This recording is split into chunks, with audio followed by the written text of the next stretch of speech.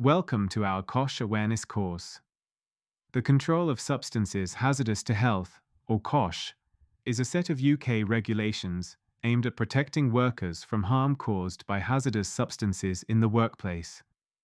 The regulations were introduced in 1988 and are now a cornerstone of occupational health and safety law. COSHH applies to virtually every workplace across the UK, whether in construction, manufacturing, laboratories, cleaning, healthcare, beauty therapy, or even office environments where printer toner, cleaning sprays, or glues are used. The regulations do not simply outline rules. They establish an ongoing obligation for employers to assess risks, implement controls, and ensure that exposure to hazardous substances is prevented or properly managed. COSHH about more than avoiding dramatic chemical accidents, although it helps with that, too. The everyday harm caused by routine exposure to substances like dust, mists, vapors, fumes, and gases accounts for thousands of cases of ill health each year. Skin diseases like dermatitis, respiratory conditions such as asthma, and even cancers linked to prolonged chemical exposure are all preventable when COSHH principles are properly applied.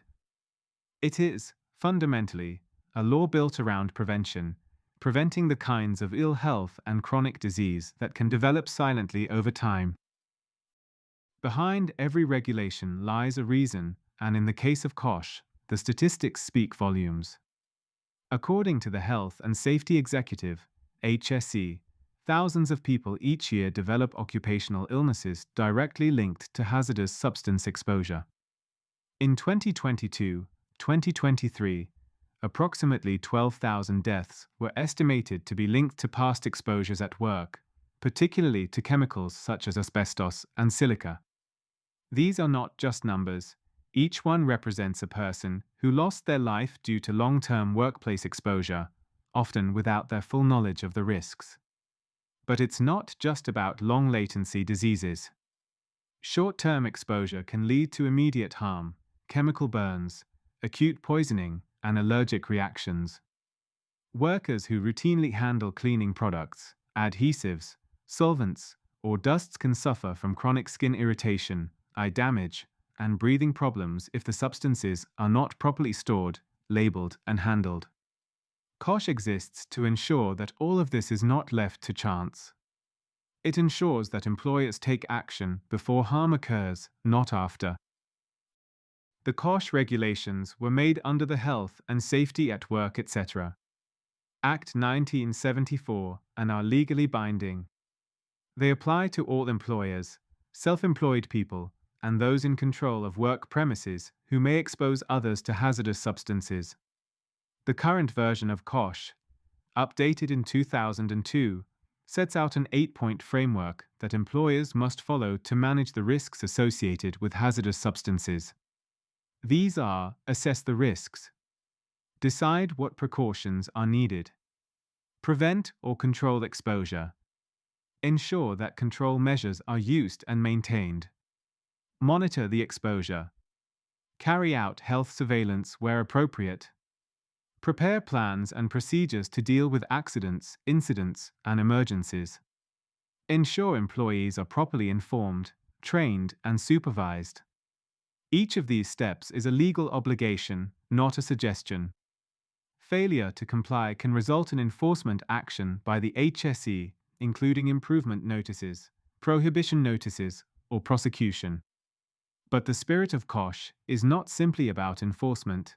It is about embedding a culture of safety into everyday practice. The responsibilities under COSHH are not one-sided. While employers have the primary duty to protect their workers, employees also have legal responsibilities. Employers must identify hazardous substances in the workplace, carry out COSHH assessments, and provide proper training, control measures, and personal protective equipment, PPE. They must also monitor exposure levels and conduct health surveillance where risks are significant.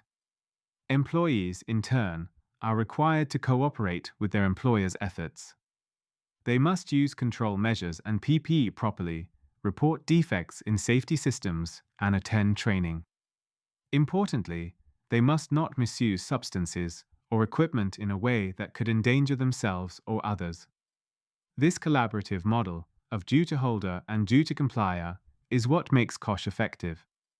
When everyone understands their role and takes it seriously, the risk of harm falls dramatically. A hazardous substance under COSHH is any substance that presents a risk to health through inhalation, ingestion, skin contact, or absorption. These include substances or mixtures classified as dangerous under the GBCLP regulation, classification, labeling and packaging.